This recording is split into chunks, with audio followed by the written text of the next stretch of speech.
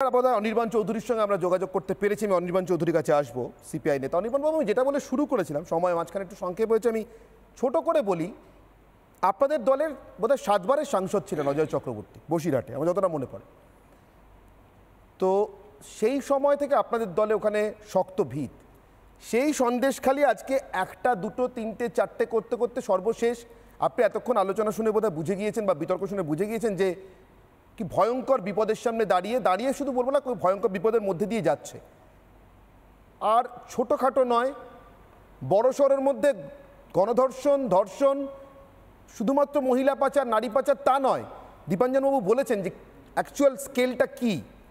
আমি দেশের জায়গা থেকে জিজ্ঞাসা করছি, আপাতত কি সব রাজনৈতিক দলের সব রাজনৈতিক মুলতবি করে সন্দেশখালীকে দেশের মধ্যে রাখার জন্য, দেশ থেকে বার করার যে ষড়যন্ত্র হচ্ছে, সেটাকে ব্যর্থ করবার জন্য কাজ করা উচিত? দেখুন, আজকে যেটা এনআইএ যেটা রিপোর্ট চেয়েছে, এটা যদি এই অভিযোগ যদি সত্য হয় তাহলে এটা ভয়ঙ্কর ব্যাপার। এবং এতদিন কেন এইটা নিয়ে আলোচনা হয়নি, এইটার উপর দৃষ্টিপাত করা হয়নি, এটা একটা বিস্ময়ের ব্যাপার। বিষয়টা হচ্ছে এই সন্দেশখালীটাকে মুখ্যমন্ত্রী শাহজাহানকে লিস্ট দিয়ে দিয়েছিলেন যা খুশি তাই করার জন্য। এবং সমস্ত ধরনের অপরাধ, আমি কোন অপরাধকে ছোট বা বড় এইভাবে ক্ল্যারিফাই করব না, কারণ ধর্ষণ যেমন অপরাধ, ঠিক একইভাবে মানব পাচার একই ধরনের অপরাধ। আমি এটার মানদণ্ড নির্ণয় করব না, শুধু একটা কথাই বলতে চাই যে এনআইএ যাদের কাছ থেকে রিপোর্টটা চাইছেন তারা কতটা বিশ্বাসযোগ্য। বিধানসভায়, আইনসভায় দাঁড়িয়ে মুখ্যমন্ত্রী শাহজাহানকে সমর্থন করছেন, ইডির ঘাড়ে দোষটা পাচ্ছেন, বিরোধীদেরকে সমস্ত শক্তি প্রয়োগ করে আটকানো হচ্ছে। সিঙ্গেল বেঞ্চের রায়ের পরেও কালকে বিরোধী দলনেতাকে আটকানো হয়েছে। একজন বিরোধী দলনেতা, তার যাওয়ার অধিকার আছে, সমস্ত রাজনৈতিক দলের সেখানে যাওয়ার অধিকার আছে। ডিভিশন বেঞ্চে অর্ডার নিয়ে এসে তাকে যেতে হয়েছে। সেখানেও একটা খালিস্তান ইস্যু ইচ্ছে করে তুলে দৃষ্টি ঘোরানোর চেষ্টা করছেন। এখানে সৌরভপ্রিয় বাবু বলছিলেন সন্তু পানের বিষয়টা একটা সাবজুডিস বিষয় নিয়ে। উনি বললেন না যে উনি নিজে এর আগে বেশ কিছু শোতে বলেছেন যে বহিরাগতরা ওখানে অশান্তি করছে। মুখ্যমন্ত্রীও তাই বলেছেন। আজকে সেই বহিরাগত ইস্যুটা উনি বলছেন না।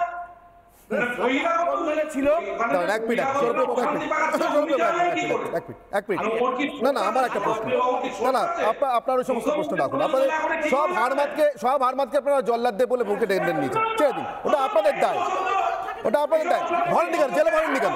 লজ্জা করে না? 13 বছর সরকার চালিয়ে লজ্জা করে না?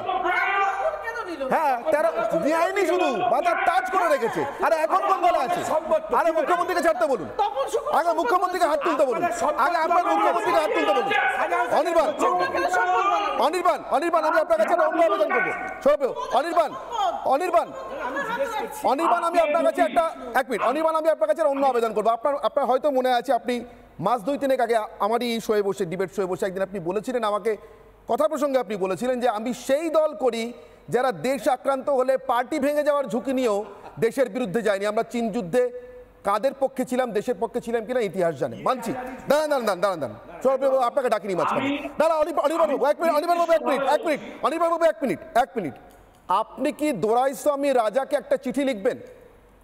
দেশ আক্রান্ত, অভিষেক বন্দ্যোপাধ্যায় শাহজাহানকে বুকে জড়িয়ে ধরেছেন, আপনি অ্যাটলিস্ট অভিষেক বন্দ্যোপাধ্যায়কে বুকে জড়িয়ে ধরবেন না? একটা চিঠি কি পাবো অনির্বাণ চৌধুরীর কাছ থেকে? দোরাইস্বামী রাজার জন্য লেখা একটা চিঠি, সিপিআই এর সাধারণ সম্পাদক, প্লিজ। দেখুন, আমি বলি, মমতা বন্দ্যোপাধ্যায়ের সঙ্গে রাজনাথ সিং এরও ছবি আছে। এটা বড় কথা নয়, বড় কথা না, এটা আমার উত্তর না অনির্বাণ, এটা আমার উত্তর না অনির্বাণ। আমি একটা চিঠি চাই অনির্বাণ, আমি আপনার কাছ থেকে একটা চিঠি চাই, আমি আপনাদের কাছ থেকে একটা চিঠি চাই দোরাইস্বামী রাজার জন্য, যে অভিষেক বন্দ্যোপাধ্যায় শাহজাহানকে বুকে জড়িয়ে ধরেন, ধর্ষকদের নেতাকে বুকে জড়িয়ে ধরেন, মাফিয়াকে বুকে জড়িয়ে ধরেন, পাচারকারীকে বুকে জড়িয়ে ধরেন, তাকে প্লিজ আপনি বুকে জড়িয়ে ধরবেন না। একটা চিঠি অনির্বাণ বাবু, আপনি অনেক লেগাসির গর্ব করেছিলেন, সেই গর্বটা রেখে একটা চিঠি লিখুন না দোরাইস্বামী রাজাকে। পারবেন লিখতে? লেগাসির গর্ব তো আছে, আজও বলছি। দেশের সুরক্ষার প্রশ্নে সিপিআই এর স্ট্যান্ড পরিষ্কার।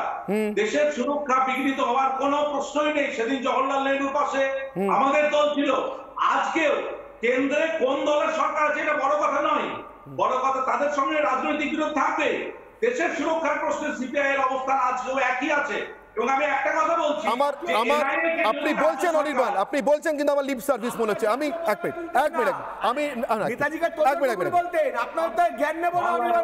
ঘোরতর আইডেন্টিটি ক্রাইসিস, সব যাকে প্রশ্ন করে উনি নীলাদ্রি বাবু আমার দিল্লির রাস্তায় আজ থেকে 10 বছর আগে লাঠিন্স গুলোকে মনে পড়ে।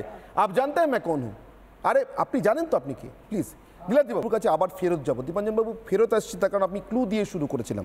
একটু আগে সুদীপ্ত একটা কথা বলেছেন অর্থ মনর্থম, আর আপনি তখন বলেছিলেন শিক্ষা দুর্নীতি থেকে শুরু করে বিভিন্ন দুর্নীতির কথা।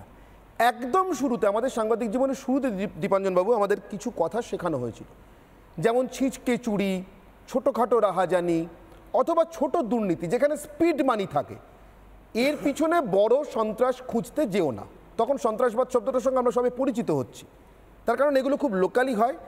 বড় সন্ত্রাস বা সন্ত্রাসবাদীরা এর সঙ্গে নিজেদেরকে জড়িয়ে কখনো ছুটকো ঝামেলায় জড়িয়ে পড়ে না।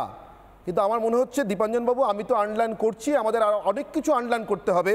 তার কারণ আমি দেখছি রেশনের টাকা মানে মানুষের প্রতি কেজি গম থেকে 200 গ্রাম গম চুরির যে টাকাটা, সেটাও সন্ত্রাসবাদীদের হাতে কোনো না কোনোভাবে পৌঁছে যাচ্ছে। দীপাঞ্জন বাবু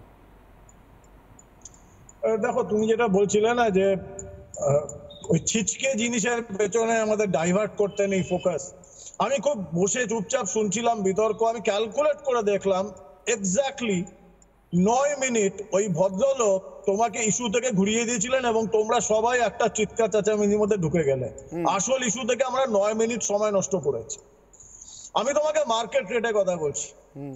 আমি এই জন্য বলছি কারণ আমি তো আর হোয়াটএভার ওই রাজনৈতিক দলের সঙ্গে নই, কিন্তু আমরা এজেন্সি থেকে আমরা এই অপরাধ জগতের খবরাখবর রাখি।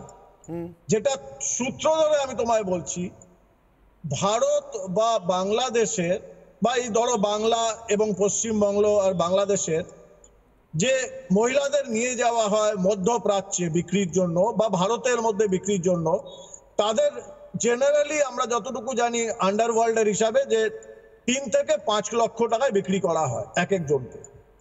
আর তুমি যদি কিডনি বিক্রি করতে পারো, বিশেষ করে মধ্যপ্রাচ্যে কিডনির সাংঘাতিক ডিমান্ড এবং বিভিন্ন খাবার, ডেমোগ্রাফি, টোপোগ্রাফি, বিভিন্ন কারণে মধ্যপ্রাচ্যে এই কিডনির অসুখ খুব বেশি, টাকা প্রচুর। মধ্যপ্রাচ্যে কিডনি 40, 45, 50 লক্ষ টাকায় বিক্রি হয়। এবার এই যতজন যারা চোরা চালান হচ্ছে, যে রিপোর্ট গুলো যাচ্ছে, জরুরি নয় যে তাদের নিয়ে গিয়ে ব্রথেলে বিক্রি করা হচ্ছে।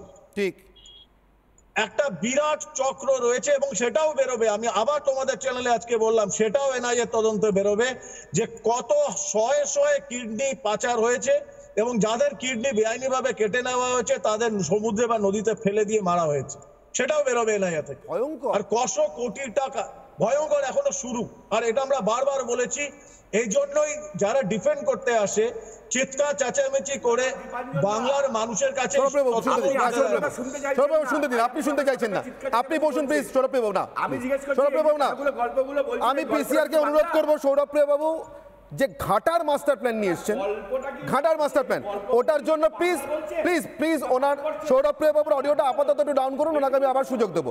পিসিআর প্লিজ সৌরভপ্রিয় বাবুর অডিও ডাউন, ঘাটার মাস্টার প্ল্যানে আমরা পা দেবো না প্লিজ। দীপাঞ্জন বাবু ব্যাপার হচ্ছে ঠিক এই ভাষাতেই যখন আমি 1 বছর আগে এই তোমাদের দুর্নীতি শুরু হয়েছিল, আমি তখন বলেছিলাম শুধু ইডি সিবিআই নয়, এর পেছনে এনআইএও আসবে, আমাদের বৈদেশিক ইন্টেলিজেন্স এজেন্সি ঢুকবে, ডিআরআই ঢুকবে, নার্কোটিক্স কন্ট্রোল ব্যুরো ঢুকবে। কারণ এই যে পাচার এখান থেকে বাংলা থেকে যে হাজার হাজার কোটি টাকা গেছে, এটা 1 ওয়ে নয়, এটা 2 ওয়ে। এবং এই সিন্ডিকেটের মধ্যে ড্রাগ, নারী পাচারকারী, মানব পাচারকারী, এই অর্গান পাচারকারী সবকিছু ইনভলভ রয়েছে। আমি প্রশ্ন করতে চাই, একজন ভদ্রলোক সম্ভবত সাংসদ এবং ওই রাজনৈতিক দলের বিরাট মাথা যখন বলেছিল বারবার কি করেছে শাহজাহান দত্ত, কি করেছেন, এই সরি শাহজাহান দত্ত নয় তো সৌরভপ্রিয় দত্ত, কি করেছে শেখ শাহজাহান, কি করেছে মাফ করবেন এটা মুখ দিয়ে বেরিয়ে গেছে, কি করেছে শেখ শাহজাহান, কি করেছে শেখ শাহজাহান। এই যে মেসেজটাই শেখ শাহজাহান এবং তার যে মেন্টর আকারা রয়েছে তাদের কাছে যায় যে আমরা বাংলায় রাজনৈতিক, প্রশাসনিক, টোপোগ্রাফি, ডেমোগ্রাফি এই 4টে আমরা সাপোর্ট পাই। ঠিক। সেখানে যদি বুম না করে বিজনেস, তাহলে কোথায় করবে? আর প্রশ্ন হচ্ছে, এটা আজকে সন্দেশখালী, কালকে তোমার বাড়ি, পরশু আমার বাড়ির স্ত্রী, বোন, কন্যাদের নিয়ে হবে।